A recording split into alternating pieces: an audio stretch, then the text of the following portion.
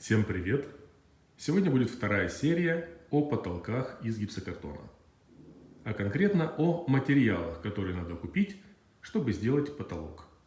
Ну не такой, тут у нас раковые светильники, а обычный ровный потолок. По материалам нужно всего две позиции. Это, собственно, сам гипсокартон и профиля потолочной комплектной системы. В нее входят два профиля. Один направляющий, другой силовой. Я написал небольшую памятку, и сейчас мы прямо по ней все узнаем. Начнем сначала с гипсокартона. А сэкономить на материалах вам поможет кэшбэк-карта Райффайзенбанка. 1,5% кэшбэк на все, без условий и ограничений. Бесплатное обслуживание на весь срок действия карты. При заказе кэшбэк-карты Райффайзенбанка бесплатная доставка курьером прямо вам в руки. Первый кэшбэк на покупку от 500 рублей по карте с промокодом составит 500 рублей. Заказывайте прямо сейчас кэшбэк-карту Райффайзенбанка по ссылке в описании.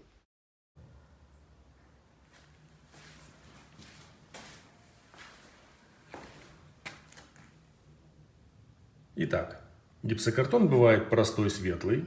Вот у нас тут есть кусок один. Мы его не используем, просто он здесь каким-то образом оказался. Простой светлый гипсокартон, он идет для сухих помещений. Влагостойкий зеленый и огнестойкий красный. Чаще всего используется влагостойкий зеленый, потому что качество полезное, и делить его на простой или такой смысла нет. То есть мы просто всегда берем влагостойкий. И статистика КНАУФа говорит, что 70-80% продаж это зеленый гипсокартон. Гипсокартон не бывает потолочный или стеновой. Это маркетинговые ходы от менеджеров по продажам. Главное отличие гипсокартона по толщине – это гибкость. То есть чем он тоньше, тем он более гибкий. Бывает у нас на рынке обычно 6,5, 9,5 и 12,5 мм. Тонкий гипсокартон идет на радиусные конструкции и многослойные обшивки, а также как ремонтный для заделки пролома в гипсокартоне 12,5 мм. Тут получается, что чем он тоньше, тем лучше гнется. И поэтому именно это его качество используется. То есть то, что он меньше весит, это как бы особо ничего не значит, потому что запас прочности у каркаса на порядок больше, чем весит весь потолок вместе с гипсокартоном. Поэтому на все виды конструкций используется гипсокартон толщиной 12,5 мм. Он идет или в один, или в несколько слоев по обстоятельствам. То есть на потолок это обычно один слой, можно два, а на стены обычно два, но можно один. Еще раз повторю, разделение на стеновой толстый или потолочный тонкий не бывает. У нас на рынке продаются размеры листа 2,5 метра в длину и 1,20 м в ширину. То есть площадь одного листа это 3 метра квадратных. Это так, чтобы знать, как рассчитать площадь необходимой обшивки в квартире. В общем, с гипсокартоном разобрались, какой брать.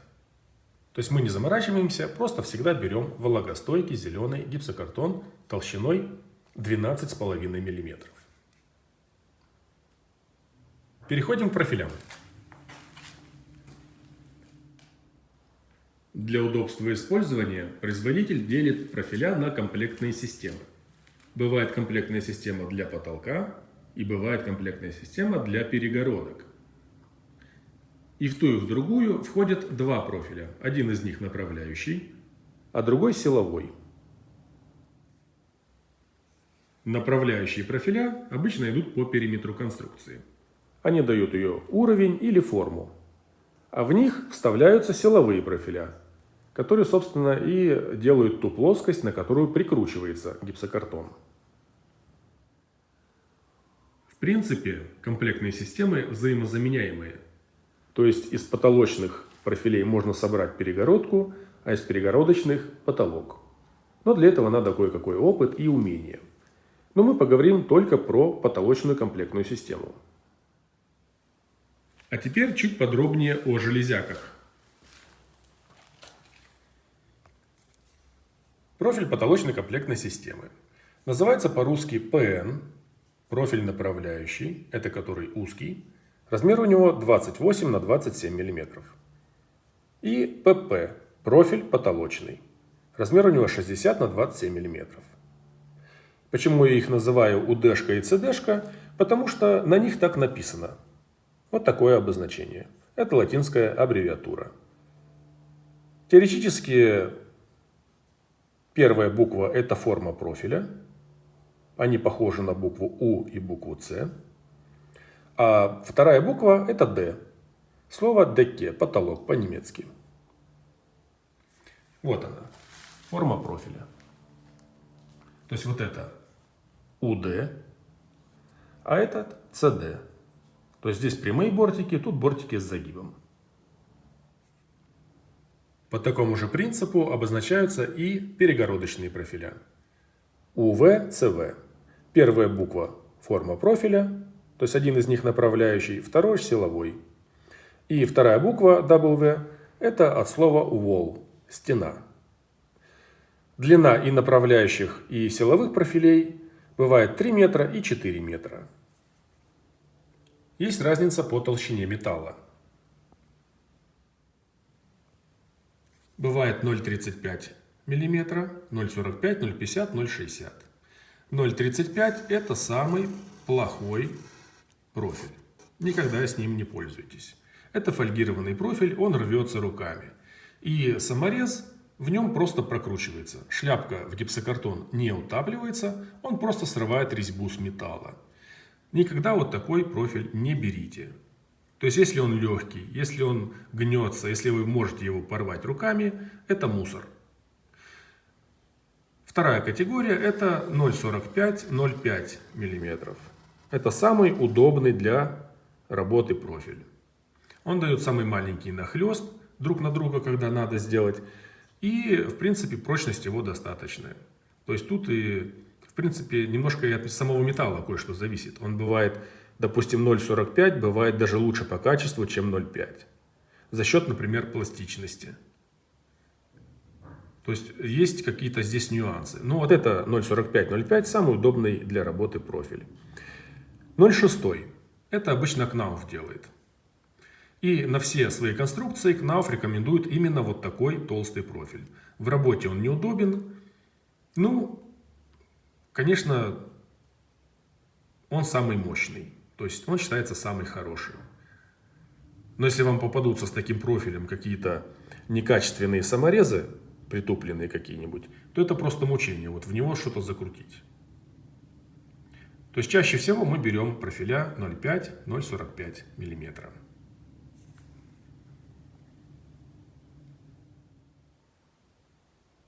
По профилям вроде все. На профилях обычно есть маркировка, с которой вы можете узнать, что, собственно, вам продают. То есть вот это профиль силовой, потолочный. Так на нем вот написано CD. Размер, толщина металла и длина. Это УД направляющий. Размер, длина, толщина металла. Вот такая небольшая памятка получилась, чтобы вы знали, какой материал надо купить для изготовления простого ровного потолка из гипсокартона. Следующий момент – это комплектующие. То есть материалы, которые вы купили, профиля гипсокартон, надо как-то закрепить на потолке. Для этого нужны подвесы, дюбеля, сверла. Сверла – это расходник. Саморезы по металлу, саморезы для гипсокартона. Теперь немножко подробнее о каждой из этих позиций. Потолочный подвес. Это перфорированная полоска металла. В ней есть отверстие для крепления подвеса к потолку и к профилю. Подвес прикладывается к потолку плоской стороной и присверливается на дюбеля пластиковые или анкер-клинья. Обычно для обшивки стен используются отверстия во внешних ушках, а для крепления подвеса к потолку используются внутренние силовые отверстия. Перфорация на боковой стороне подвеса теоретически предназначена, чтобы вкручивать сюда саморезы и крепить профиль. Но на самом деле саморезы лучше вкручивать через металл самого подвеса. Так получается намного прочнее соединение. Ну и однажды я видел эти отверстия размером где-то 5 мм в диаметре. То есть они были похожи скорее не на место для самореза, а чисто на способ облегчения или экономии металла.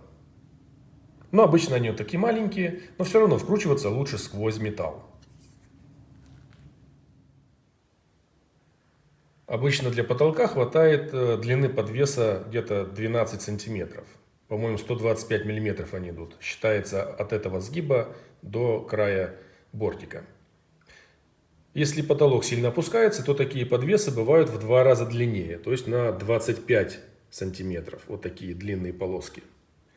Ну, для ровного потолка, который по минималке идет, это стандартный вариант. Для того, чтобы закрепить подвесы на потолке и профиля на стенах, в квартирах обычно используется пластиковый дюбель с бортиком. Размер у него 6 на 40. 6 диаметр, 40 длина. Тут важно подобрать хорошее качество этого дюбеля, чтобы он нормально распирался и удерживался в бетоне. Закрепить подвес к потолку можно не только на пластиковые дюбеля, но и на металлические анкер-клинья. Клинья идут по хорошему монолиту, и в основном это требование пожарной безопасности к общественным зданиям. То есть, когда большое количество народу должно успеть покинуть помещение до тех пор, пока сверху что-то не упало во время пожара. В квартирах это не очень актуально, поэтому чаще всего используются пластиковые дюбеля хорошего качества. Сверло для перфоратора. Диаметр его должен быть такой же, как у дюбеля. То есть дюбеля на 6, сверло на 6.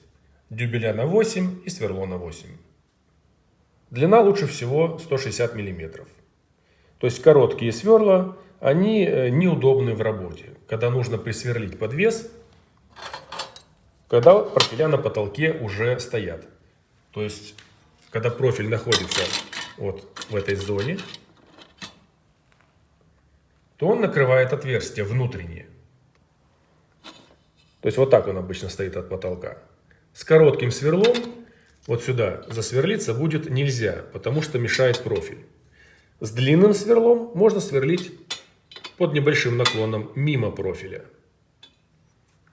Ну, есть еще такой вариант, который у нас обычно используется. Можно порезать подвес пополам и развернуть его этими отверстиями наружу. Тогда сверлить еще удобнее. Сверла относятся к расходным материалам. То есть, если повезет, можно с одним сверлом сделать 2-3 квартиры, например. А можно и на одной комнате убить, допустим, 10 штук этих сверел. Зависит от количества арматуры внутри бетона и от качества самого бетона.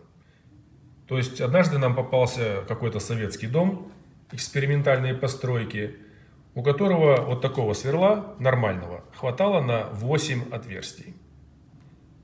То есть после 5-го отверстия бур выходил из бетона малиновый от перегрева. Вот такой был бетон интересный. В общем, это расходник, можно смело брать, допустим, 3 штуки сразу. Для того, чтобы закрепить между собой профиля и подвесы, то нужны саморезы по металлу. У нас обычно используются саморезы самые маленькие по размеру.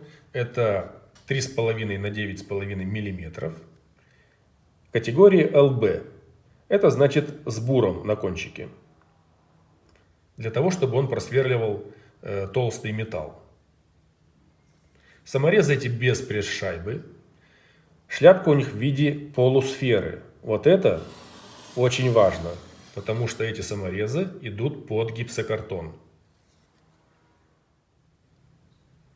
Почему именно полусфера? Потому что у нее самая маленькая площадь опоры у шляпки. И если на это место ложится гипсокартон, то если его придавить, то эта шляпка входит в изнанку гипсокартона. То есть сама себе делает место.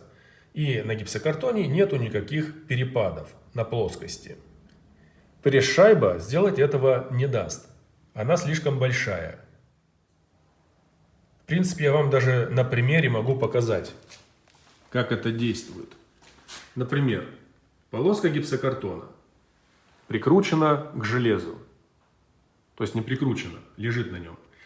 Как видите, просвета здесь нет. А саморез есть. То есть эта шляпка сделала себе ямку. И все. Никаких нету перепадов на плоскости. А вначале было вот так. Видите? А если придавить, то она входит в изнанку гипсокартона.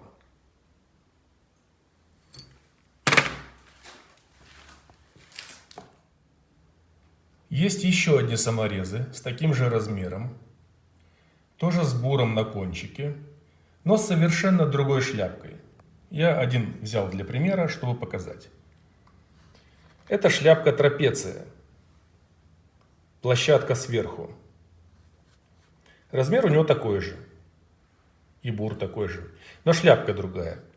Вот эти саморезы категорически нельзя ставить под гипсокартон. То есть внутри конструкции можно прикручивать подвесы к профилю, еще что-то там внутри, но только не на то место, где будет ложиться гипсокартон сверху на вот эту шляпку. Она просто выломает гипсокартон вам. Вот так, чтобы было видно разницу, запомните ее. И вот такие саморезы под гипсокартон не берите никогда. А еще лучше при покупке, если даже на коробке написаны или нарисованы вот такие саморезы, лучше ее открыть и посмотреть, что внутри. Потому что нам попадались картинки вот такие, а внутри коробки вот такие саморезы. В общем, открывайте и смотрите.